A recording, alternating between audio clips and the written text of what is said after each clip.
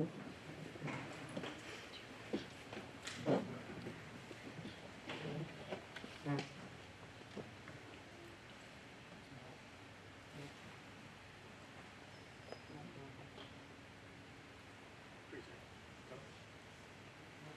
pledge allegiance to the flag of the United States of America and to the republic for which it stands, one nation, under God, indivisible, with liberty and justice for all.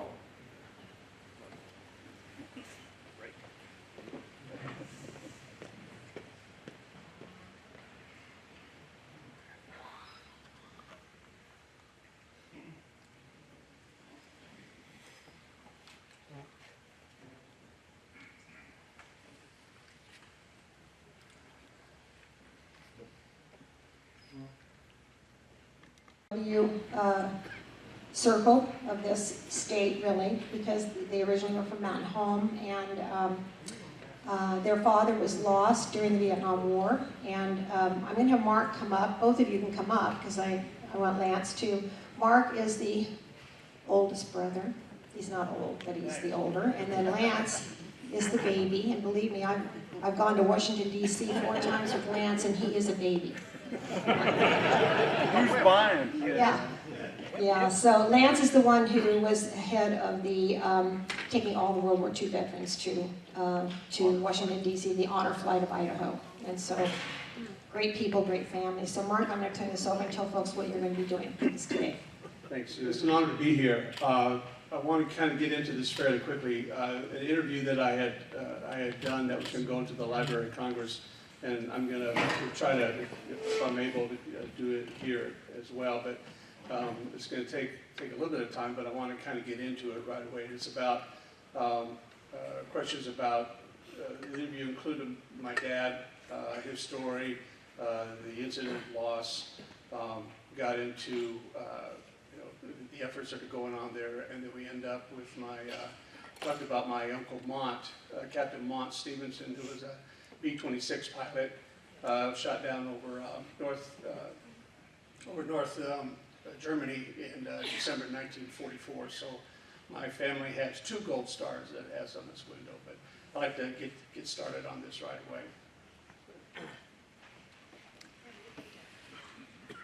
Somebody turn down the lights, right here. Thanks, Joe. Can you bring lights on? Yeah. Thanks.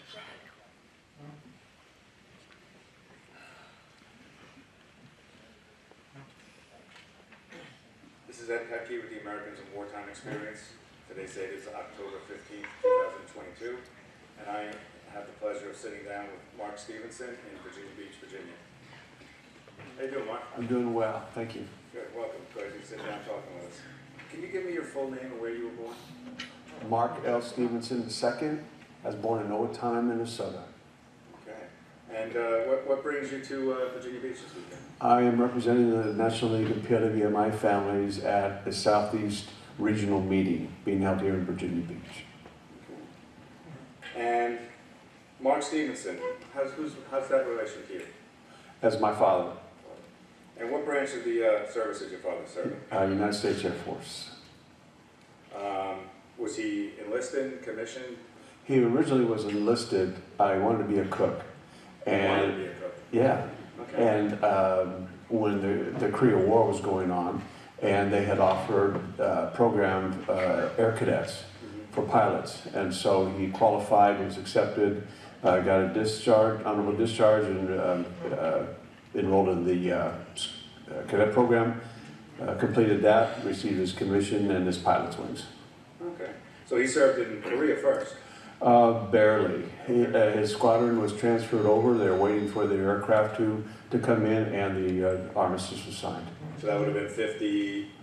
About 54. 4? Okay. So when he came out, when... Let's check that. He had finished pilot training, so yeah, it would have been late. It would have been, yeah, it would have been 1954. I'm sorry. So when he came back out, so when he went back in, what year did he go back? Well, he was just squadron was transferred to Misawa, Japan, Okay. and he was checked out at that time to fly in the RF-84F. RF-84F? Yeah, And what kind of plane is that? that's reconnaissance. Reconnaissance, okay. Is that a propped plane? No, Or just jet. a jet plane? Jet, like second generation jet, very, very loud. I think it was still subsonic. Okay. Two-seater? No, single. Just single, okay. So he's doing it all. Correct. And what unit was he assigned to when he went over to Vietnam? The 11th Tactical Reconnaissance Squadron out of Udon, Thailand.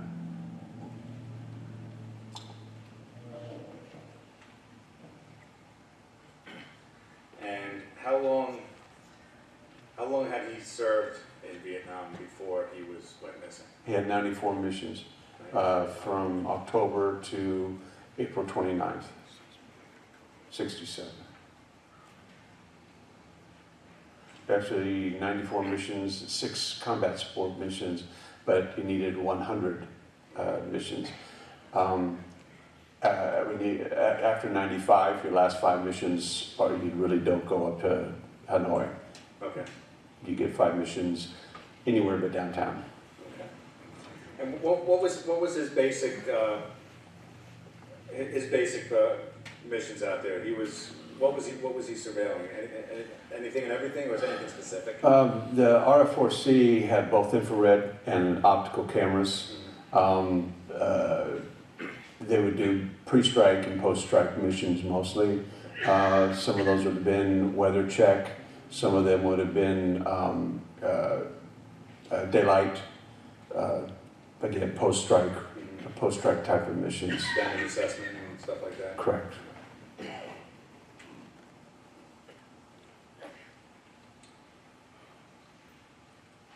Where did your dad grow up? South Jordan area of Utah, outside of south of Salt Lake City. So when he went down and he went missing, what were the circumstances behind that? Do you know how he came to be missing? It was April 29, 67. It was a nighttime pre-strike infrared mission over one of the railroad bridges. It may have been the Paul Dahmer Bridge, which had multiple strikes against it. So it was an infrared pre-strike to determine if any new weapons were there, new trucks or anything to that effect. They were last radio contact was around 11 o'clock, and they were inbound. They got over the target. Target was socked in with weather and rain, so they aborted. They egressed to the northwest towards Stud Ridge, then turned southwest towards Laos. They were doing about 500 knots, 200 feet. Navigator said it was like flying in a bottle of ink. It was pitch black. And threat warning came on. They dropped down to 100 feet, still doing 500 knots. They were looking outside for missile flares, tracers, and then the second threat came on. Gives that ding, ding, ding, ding. And so he looked back to the rear seater will look back to his radar scope, the hood. He saw two ground contacts. It was first generation terrain following radar. He reached for the stick was already pitching, coming back, the nose pitched up 10 degrees, and his instrument panel exploded, flame. He looked out of the side, right side of the aircraft, it was on fire. He looked forward, the seat was still there, but it was not on fire. He heard screaming in his mic, in his helmet, and realized it was him. There was burning fuel coming down the back of the seat. He looked forward again, the seat was still there. He reached down and ejected. As he was going out of the aircraft, he saw that it was fire. It was on fire, but it was still flying. This is around midnight. He blacked out. He was badly injured. His back was badly injured and he was burned. He came to 6 o'clock in the morning, saw a firelight on the sky across the valley there. Heard trucks. He evaded. He couldn't move very fast, but he evaded for 36 hours. He tried calling on guard no contact, no response. He was picked up by a local village chief, or a local village, taken to the chief where he was cared for by, he said, a very nice man. But they turned him over to the North Vietnamese, and he was taken to Hanoi. And this, okay, this is April '67. That's correct. No word. He heard nothing. I mean, we'll get into that, but yeah, he had no idea what had happened to my dad. So contact completely lost. They knew approximately the last about location of his plane. Correct. I don't remember if in the debrief that he talked about giving out location. There was reports on the search that went on. They kept calling on guard. They heard no response. He said he was calling out on guard channel, and nobody, apparently nobody heard him. So we didn't even know he was alive for 3 years when the first letter came out. Okay. So how was that? How did that notification come in to your family? Air Force casualty advised that Gary had gotten a letter to his family. Okay. Gary Sigler was his navigator, his backseater, navigator, or weapons system, Wizzo, whatever you want to call it. But So did he delivered that letter himself? no, it went through the Red Cross. Okay. Yeah, it got to his family through the Red Cross. Okay. So we interviewed some other people, and there seemed to be a varying different ways of notifications were made, from a military official and a chaplain would show up to somebody said they just got a Western telegram, Western Union, with no accompaniment. That next day, it was Sunday morning, I was downstairs in the kitchen. We were getting ready to go to church, and the blue staff car pulled up with a white roof. And we know that wasn't, it wasn't that unusual, and I had no reason, okay, here is it. The wing commander was getting out, and I thought, well, that's, Dad must have passed on a message, and maybe he just stopped by on his way. Then I saw the chief of chaplains get out, and I go, that doesn't look right. And then when I saw the head flight nurse, because Mom was a volunteer at the hospital, she got out. I yelled up to my mom, you better get down here to Colonel Patterson. So how old were you at this time? I was 12. So old enough to understand and realize what was going on. Correct. Okay, so when they came to actually deliver the news, was everybody there? Did Mom usher the kids away, or? No, we were all right there. She sat down on the couch. They sat down next to her. I remember the other standing around, but we were standing there watching the whole thing. And brothers, sisters? I have one brother and 2 sisters. Oh, I'm the oldest. You're the oldest. Okay, so you're the older brother. You're the one that probably looking to. How's that? I remember distinctly a small voice in my head said, "Now it begins." And I had no idea what that meant, maybe until a little bit later on. But I heard that, and then we several other families showed up. If you can imagine, we got taken across the street to some friends. Why? My mom was there with all those people in the house. So when they deliver this message, is it he's a missing message, or is it he's a killed in action message? No, it was just says aircraft failed to return. Okay. It was beyond when the time when the fuel is exhausted, they initiated a search. Okay. And how long would this have been after he actually went down? His fuel, just conjecture on my part was that fuel would have been exhausted probably, any time after 12, between 1:30 or so. No return, no contact. They had those orbiting air traffic controllers, no radio contact there. So that would have probably been later that morning. Right. And then they come to your house. How later that same day? Well, it would have been it was pretty fast. The dateline issue, I never really tried to reconcile what it was, but. So is that an aircraft fails to return? That's different than a MIA status. No, he was classified as missing in action. Okay. Yeah. And how long did that status remain? Until 1975, when there was a presumptive finding of death by the Secretary of the Air Force. And that was done for everybody. Right. All, all branches, all services. This was initiated after there was a couple lawsuits by families who were left destitute. Their pay wasn't forwarded on, so they sued and got a injunction or something, but it was a preliminary finding of death that compelled all the secretaries of all the services to review the files. Unless there was evidence to show that they were alive, they were classified as KIA BNR. And that was across all services. That was the date for everything. That was correct. There's only one that was left out. Air Force Colonel Charles Shelton was as more of a symbolic gesture to show that continuing on the ongoing situation of missing in action. The honorary. I think it was worse than it could have done. It destroyed their family. It keeps them in that state of limbo. Yeah, well, the conflict within the family, eventually his wife committed suicide.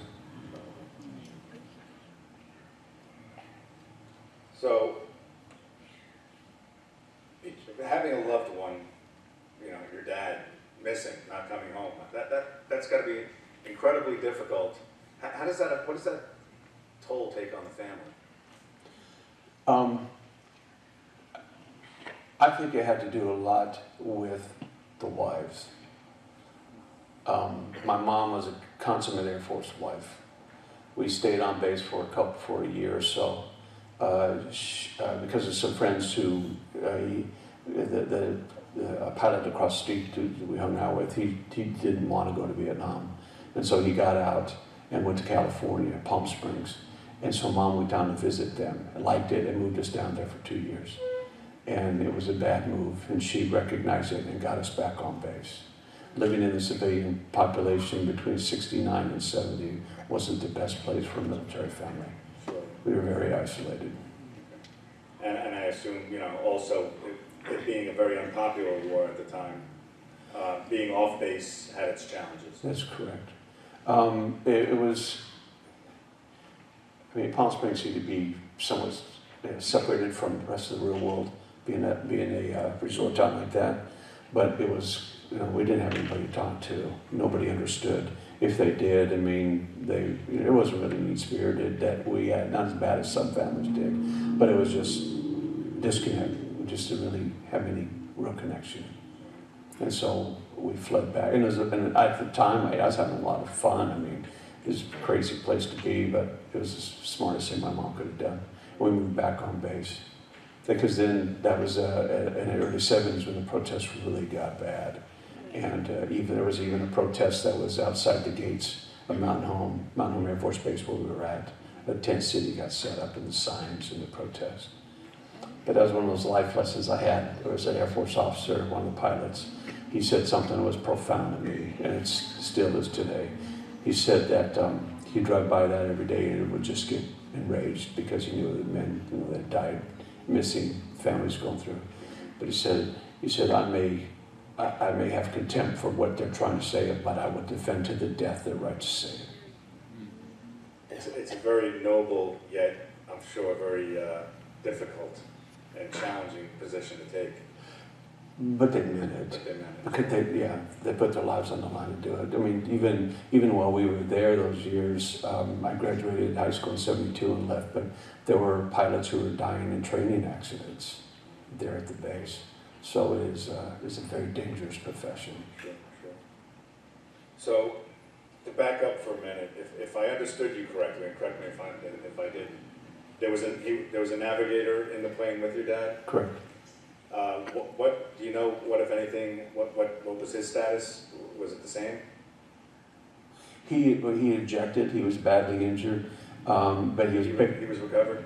Yeah, he was captured, taken to Vietnam to Hanoi. He was put in the prison system there. He was a second lieutenant at the time, and they were treated a little bit better than the field grade officers. My dad was a major at the time, and they were treated more harshly because they were harder to. The communists thought it was easier to indoctrinate the younger junior officers. But he was, at one point he was, right after this Sante raid, they were taken to China for, he said, about 6 weeks, loaded in boxcars, taken up there, and eventually they were all brought back and kept in a much better condition there in Hanoi. And had you or the family had contact with him subsequent to that? Only 3 letters came out during the whole time he was there. And how about when he came home? He got debriefed, checked out medically. But within a couple of weeks or so, he came out, flew out to Mountain Home to see us. Was he able to give any insight to you guys, or answer any questions, or give any comfort? The only thing he had is that that's all they did, 24/7, 7 days a week, memorizing names and memorizing about each other, names, families, places where they lived in the whole bit, in order to keep that mental roster of who all was there, so they can make sure that everybody was going to get out. He said only once did Dad's name pop up, and he just thought it was like an echo in the prison system. And they were just kind of bounced around because they were always asking, who did you know? What was, right, we're never looking for X, that type. We're looking for this guy or that guy, whatever you heard. Was he able to, was he open and receptive to answering questions for you and your family? Oh, absolutely. So you had a pretty good understanding as to kind of the minute-to-minute details of that last mission? We still have copies of his debrief. Yeah. Okay, so, and I say that to say that, there were some times where they don't want to have contact with family because of guilt or because of whatever, so he kept in touch, which Oh yeah, I'm sure helped. yeah. My brother spent a couple summers with him working on his ranch, his farm. So yeah, it was fairly easy. That's always been a very positive. Not very much contact as such. He has his life to live, and he's not an adopted father or anything. So, but always very warm, very cordial. I went and visited him once after that, and when he got back, and the same thing. It was we actually took me out in the field and put me to work. I had to hoe beets with him. And when we were having dinner, I was only there for like 2 nights, and one dinner he got a phone call. Some young lady, some high school student wanted to interview him on the POWMIA issue. He goes, hold on a second, I have somebody here, because he knew I was involved with the League of Families. Here, I have somebody here who could tell you all about it. And so she happily listened to me, and I interviewed with her about an hour and a half or so, telling her about all the different things, pretty much telling me what I'm saying, what I'm telling you. Right. So, what measures, that, if any, have the U.S. government taken to try to locate your dad? There really was, being a multi-crew with multiple crew with one recovered, there's a higher probability of accountability, but there was no crash site to investigate. It was just a matter of what would, if it hadn't been for that, would have been an off-the-scope type of loss. Okay. They had literally no idea where he was and where he went down. No. And again, it was just, if Gary had gotten out, like a lot of these cases, it just failed to return. Sure. So you have this, in Thailand, North Vietnam, you have like, 10,000 square miles, mountainous terrain. Needle in a haystack. I've flown over that twice in helicopters up through Laos and North Vietnam. You could hide an army in the jungle there, and the mountain is just unforgiving. So, I guess in relation to that, you don't, there's really no way to know if he was KIA instantly, if he was taken prisoner, That's or... correct. There's a lot of speculation and conspiracy theories saying that, yeah, there was a whole swath of prisoners that were just kept back, ones with certain skills, certain intelligence, issues that they could have gleaned, all sorts of conspiracy that came about on there. But when you looked at the returnees, they were all ranks, all dates of loss, all ranks, all capabilities. So there really wasn't anything to say is that they took out, that they kept all the, senior officers who were, there's one guy who was an astronaut, I think, astronaut qualified. But all that was pretty much across the board. So, in my personal opinion, I think it still is a matter of if the North Vietnamese communists kept anybody, they were a liability very quickly because they hadn't turned them over again. And there's also speculation, but I invited a gentleman, Colonel John Demisi, to speak there at Mountain Home. I set up an event, and he pretty much just said the same thing. Our job was to make sure, and they stood there in the tarmac, nodding to themselves, agreeing, as if there's somebody who's not here, we're not going. We'll pitch a fit. And he said they looked around, they counted noses. As far as they knew, they were all there. But there's been speculation. There was supposedly a third bus in the background that cameras picked up with people on it, that type of thing going. Then okay. If they were all taken out and shot, because why would they hold them? And most of these guys are in their 80s and 90s now. What's the point? Somebody, exactly. Somehow word would have gotten out, or somebody would have seen something. And I studied all that. Being on the board of directors and things, we heard those things. We had to, argue, deal with the ramifications. I mean, it really did impair and impede the negotiation. Like when Boukreitz, when it snuck into Laos, the Laotians quit talking for a year, and there were almost more than at least 200 or more cases that were idle. Right. So you mentioned a little bit back that you've flown over that area a couple times. Were you there trying to find answers or trying to be in the area where your dad was shot down? Had you gone back for that specific purpose? No, it was I was on two National League of Families delegations to participate in negotiations that were going on with the Vietnamese and Laos and Cambodia, and we were invited to visit crash site excavations and grave site excavations. Both times I did that twice. Both times they were in Laos.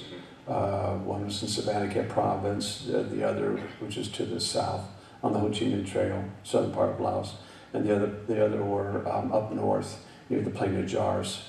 As a matter of fact, one of them, a guy by the name of Earthquake Magoon, who was dropping supplies over to Bien Dien Phu, and we were looking for his gravesite. I would assume somebody with that name would be doing exactly that. He was a large fellow. He flew C-119s, and they had to make up a custom-made cockpit for him to fit. Large guy. We eventually landed at that site. They had found his co-pilot and the kicker, the guy who stood in the back and kicked things out the back door. So you're in Virginia Beach this weekend for a specific purpose. Can you tell us a little bit about the organization and the group that you're here with, and what they offer, services they offer for you guys? The National League of PLWM, my family was formed in 1970, mostly wives and parents, but mostly wives, who were basically having to deal with the lack of information and the reports of torture and ill treatment and failure to provide information on who they had. And so they incorporated and started to meet on an annual basis here in there in Washington, D.C., ostensibly for government briefings.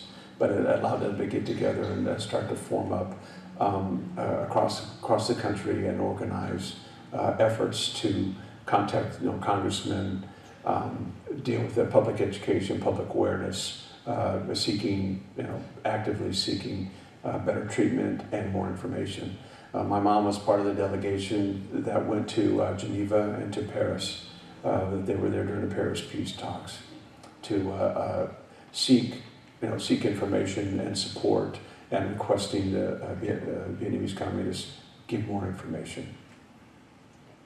So this organization, since then, has continued on, even after the return My dad's remains were returned in 1988, 21 years.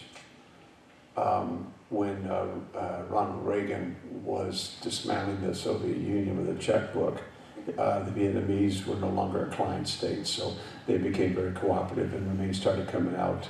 Instead of trickling out in 2, 3, or 4 at a time, they were coming out in dozens at a time. So it was in April of 1988.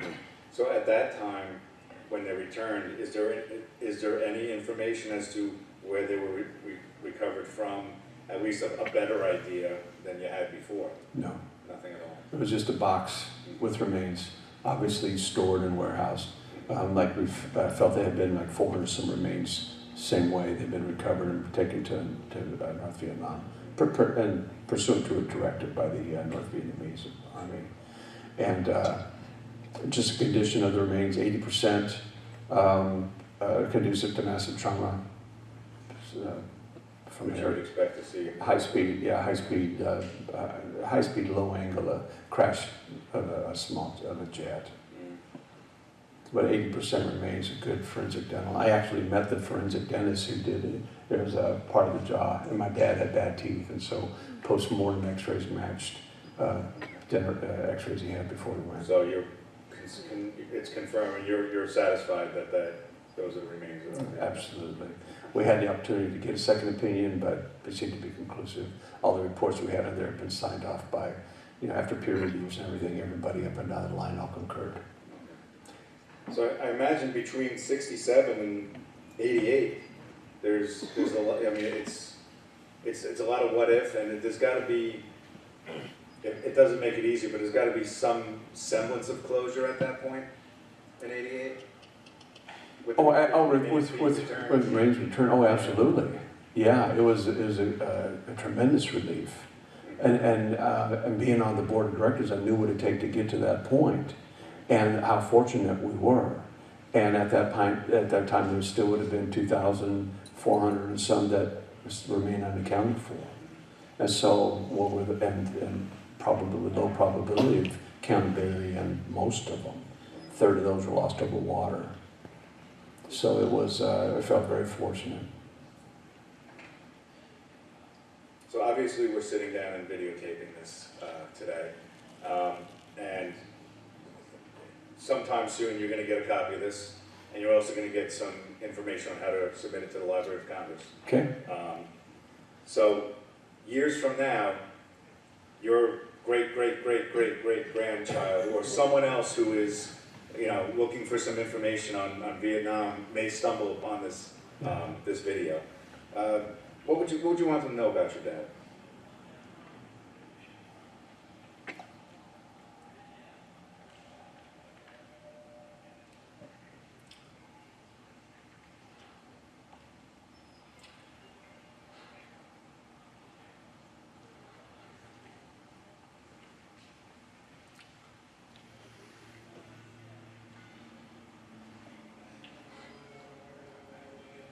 It still hurts.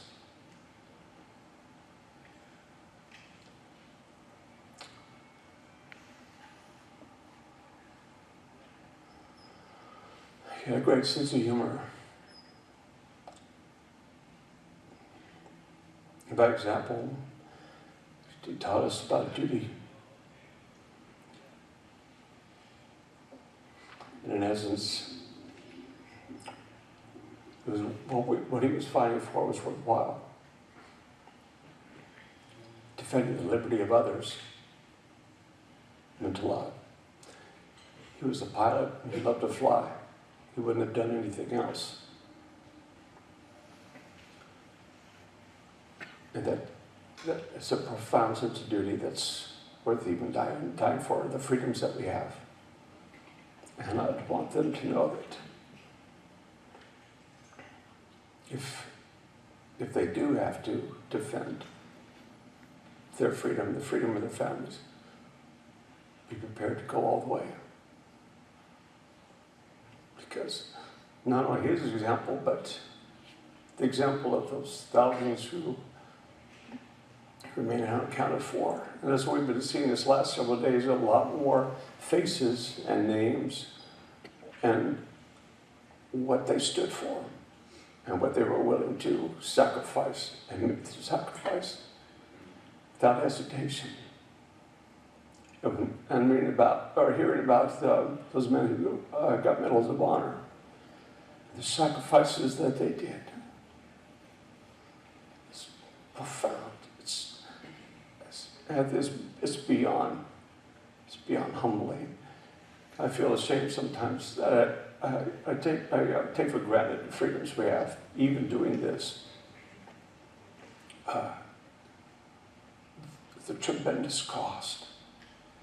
And we're going to be asked to do it again.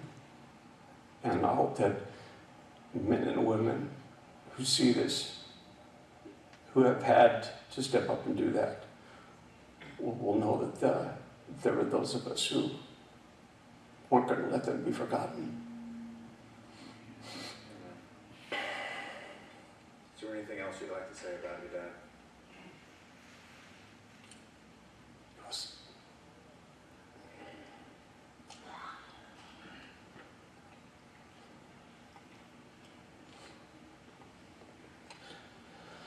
It was an honor to be at the same dinner table with him. We lived with a hero.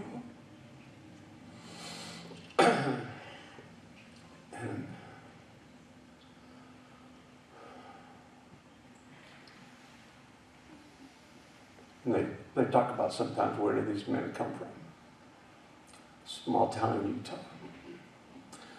And his brother Mont, a captain in the Army Air Corps, the B-26 pilot, was missing in action in December 23rd, 1944, during the Battle of the Bulge. He was 27 years old, had over 70 missions over Europe, was killed. He was supposed to rotate home for Christmas. Battle of the Bulge hit, he volunteered to stay and was shot down. So my grandparents got 2 telegrams. His remains were recovered after the end of the war and brought back, so they're both buried together in Riverton, Utah.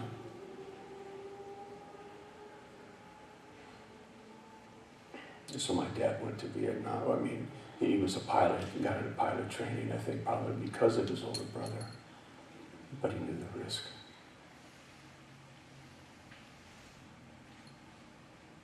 Mr. Stephensen, I'd like to thank you for sitting down and speaking with us today. It's my pleasure. I'd like to thank you for your dad's service. Thank you, sir. Well,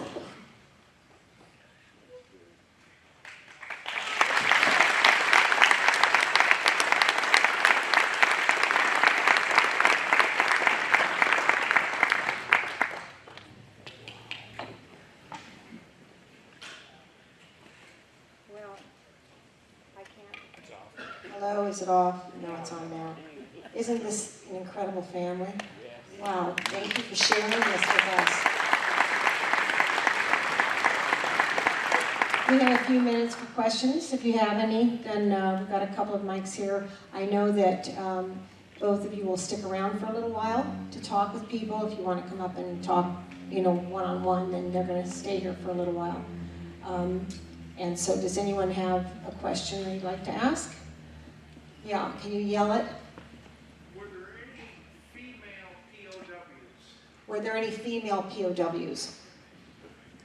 My understanding, there were some nurses, missionary nurses that had been captured by NBA or Viet Cong at some point in time. I know that there are female names on the wall, but being held up in Hanoi, I don't think they're ready up there. But I think there would be, if they were held, they were probably held by Viet Cong down south. Sir.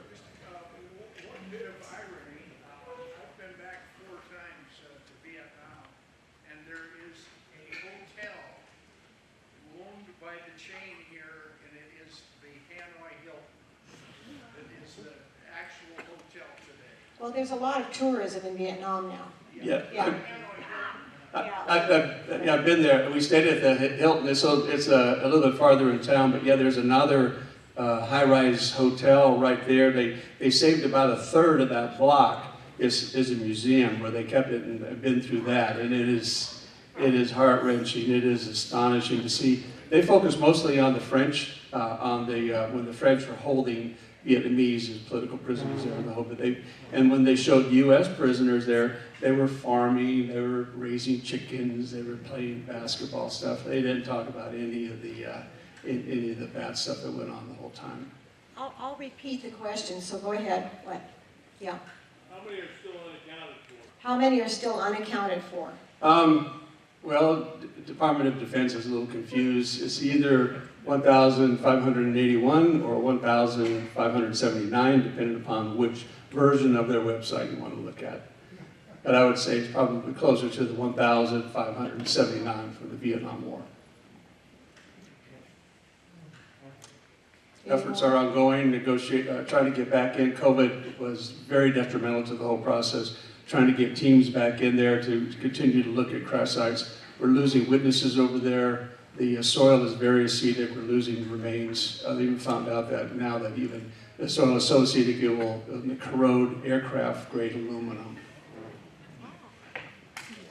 Well, I'd like to give both Lance and Mark a coin from the Warhawk Air Museum as a thank you so much for being here today. Thank you for sharing your family story with all of us, and thank you for your family's service to our country and for everything you've both continued to do with our veterans and dedicated your life, and I believe your mom did too. So they're quite a patriotic family here. Thank you so much. Thank you.